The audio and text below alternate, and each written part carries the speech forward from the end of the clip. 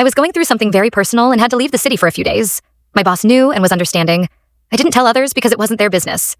JA, the human fungus, convinced the finance manager to cut my salary for those days, even though I had leave days available. Can you imagine?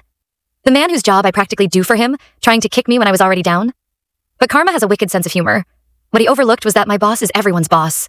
And when he found out, he went ballistic, called out the finance and HR team, defended me like an absolute legend, and reversed every deduction. When I returned and heard the full story, I was done being nice. So I pulled away from JA. No more helping.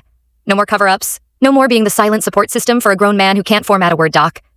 Then, as if the universe wanted to hand me a golden opportunity, JA needed to leave again for a one-day exam, but wanted a whole month off.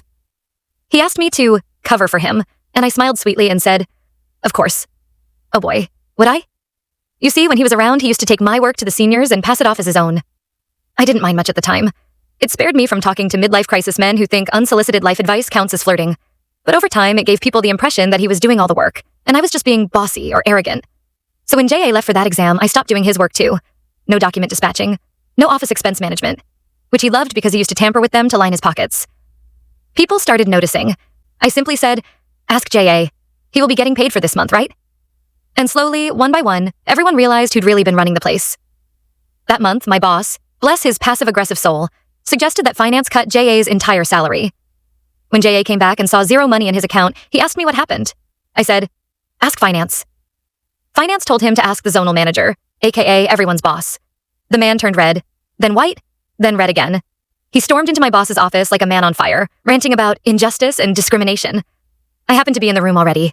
Pure coincidence, of course. My boss let him rant, and then hit him with a soul-crushing truth bomb. He said, "Tell me, JA, have you ever worked overtime? Have you ever come in on holidays for urgent matters? Have you ever willingly done anything she hasn't already been doing for years? Because I know who in this office actually works. And one of them is sitting right here. And it ain't you. You never came to ask me when you were missing for months and take half-day-long breaks every day? You never thought who was doing all your work when you were having fever for 10 days straight? You didn't have any problems when you were getting paid for free? Then came the cherry on top. You will not get any special treatment from now on. If you don't like that, you're free to leave." JA, being JA, raised his voice.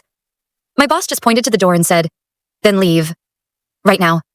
JA stormed out, came back the next day with apologies, tears, parents, wife, extended relatives, probably his neighbor's dog too, all begging my boss to let him stay. Out of sheer pity, my boss let him keep the job. But from that day on, I made it my personal mission to lock down everything. My files, my passwords, my work. And now? He struggles with the most basic tasks and begs me for help all the time. I just smile and say, "Sorry, JA, I have a lot on my plate. TBH. I enjoy watch him suffer. Not today, Satan. Not anymore."